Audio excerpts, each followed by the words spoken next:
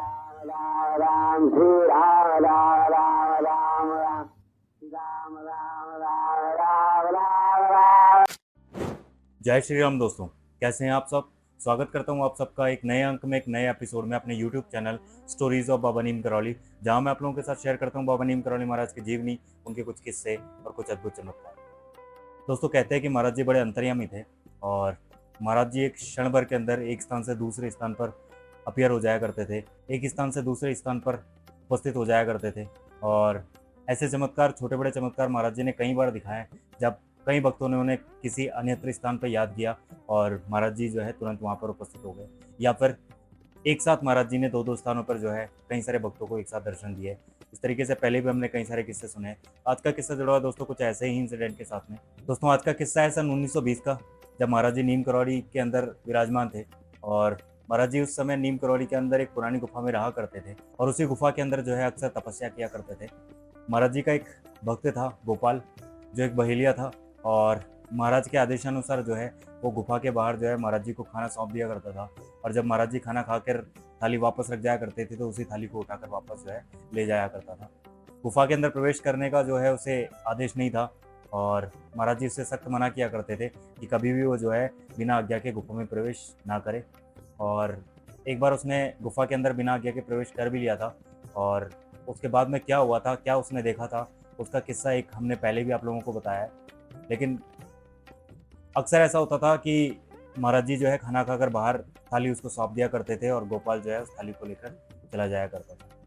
एक बार नीम करौली के कुछ लोग थे जो वृंदावन जाने के लिए तैयार हुए, और महाराज जी भी कई बार जिक्र किया करते थे वृंदावन जाने के लिए।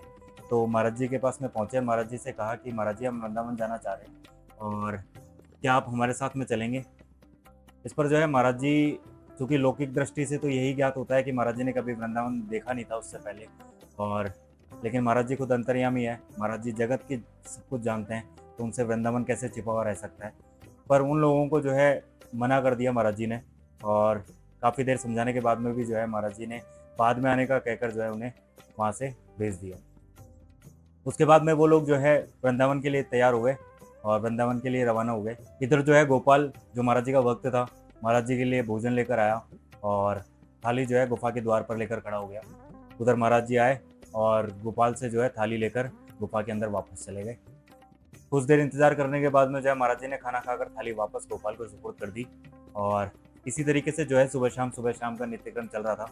गोपाल नित्य जो है खाना लेकर आ रहा था और महाराज जी खाकर उसे थाली वापस सुपुर्द कर रहे थे। 3-4 दिन लगभग जो है बीत गए, और 3-4 दिन के बाद में जब वृंदावन से वो लोग जो वृंदावन दर्शन के लिए गए थे वो वापस आए और गोपाल से मिले, और बातों बातों में जो है उन्होंने गोपाल से कहा कि महाराज जी जो है बाद में उनके साथ में मिल गए थे और महाराज जी ने जो है लगभग उनके साथ में पूरा वृंदावन दर्शन किया और उन्हें कई सारे मंदिरों के दर्शन भी करवाए। लेकिन गोपाल जो है आश्चर्य से भर गया और उसे विश्वास नहीं हो रहा था, क्योंकि वो खुद जो है महाराज जी को 3-4 दिन तक खाने की थाली दे रहा था और महाराज जी खुद उसके सामने उपस्थित होते थे, थाली लेते थे और गुफा के अंदर चले जाते थे, और उसके बाद में खाना खाकर थाली वापस उसे सुपुर्द कर दिया करते थे। फिर ऐसा कैसे हो सकता है कि महाराज जी जो है उनके साथ में वृंदावन चले गए हों। अब उसे अपनी आंखों पर और अपनी सब बातों पर विश्वास नहीं हो रहा था, पर उन लोगों से जो है गोपाल कुछ नहीं कह सका और चुपचाप जो है वहाँ से चला आया। इधर गोपाल जो है तुरंत महाराज जी के पास में उपस्थित हुआ और महाराज जी से हाथ जोड़कर कहा कि महाराज जी ये कैसे हो सकता है। महाराज जी ने पूछा क्या हुआ, और उसके बाद में गोपाल ने कहा कि महाराज जी जो उस दिन वृंदावन गए थे और आपसे वृंदावन चलने के लिए कहा था, लेकिन आपने उन्हें जो है बाद में जाने के लिए कहकर उस दिन भेज दिया और उसके बाद में आप तो वृंदावन गए नहीं।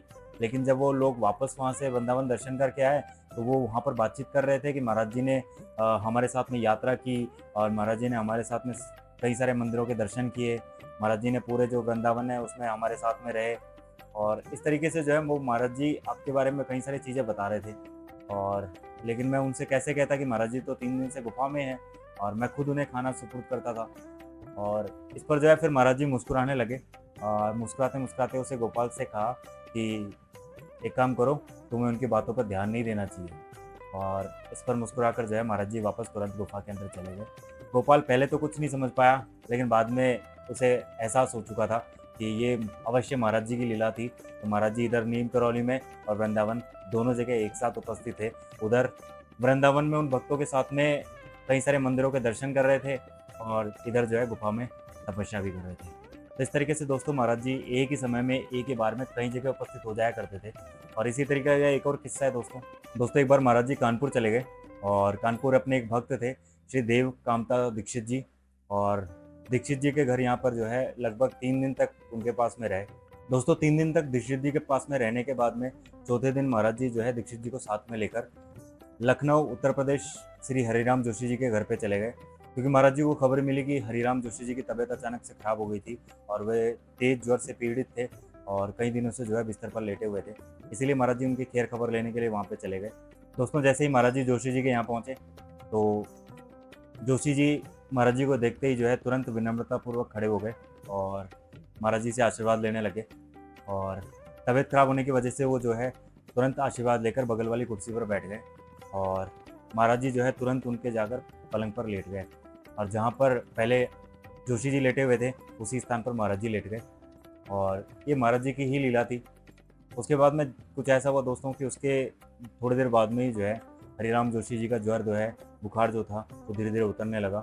और जब तक महाराज जी वहाँ रहे उसी समय के दौरान जो है हरिराम जोशी जी का ज्वर जो बुखार था वो पूर्णतः ठीक हो गया और हरिराम जोशी जी जो है पूर्णतः ठीक हो चुके थे। उन्होंने महाराज जी से आशीर्वाद लिया, लेकिन उन्होंने महाराज जी से कहा कि महाराज जी मुझे पूर्णतः यकीन था कि आप ज़रूर आएंगे, क्योंकि मैंने रेडियो पर प्रसारण सुना था कि आप जो है नेपाल गए हुए हैं और वहाँ जो नेपाल नरेश है उनको आपने दर्शन दिया है।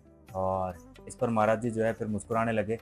और इधर जो है दीक्षित जी ये सोचकर परेशान हो गए थे कि पिछले 3 दिन से तो महाराज जी कानपुर में उनके घर पे थे और फिर महाराज जी नेपाल कब चले गए।